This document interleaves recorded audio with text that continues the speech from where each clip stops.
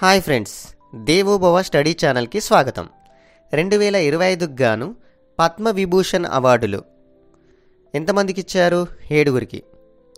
అందులో మొదటగా తువ్వూరు నాగేశ్వర్ రెడ్డి, ఏ విభాగం? వైద్యం. జస్టిస్ జగదీష్ కేహార్, ఏ విభాగం? ప్రజా వ్యవహారాలు. ఇతంది చండీగఢ్.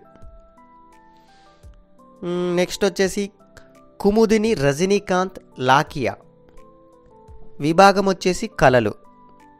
ఇతను గుజరాత్కు చెందినవాడు. నెక్స్ట్ లక్ష్మీనారాయణ సుబ్రహ్మణ్యం, ఇతని విభాగం కళలు, రాష్ట్రం వచ్చేసి కర్ణాటక.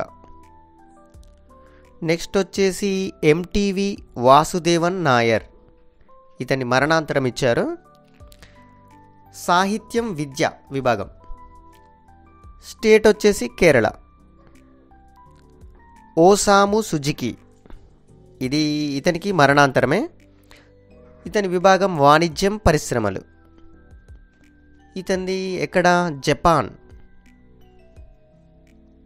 లాస్ట్ వచ్చేసి 7వది శారదా సిన్హా, విభాగం వచ్చేసి కళలు, రాష్ట్రం బీహార్.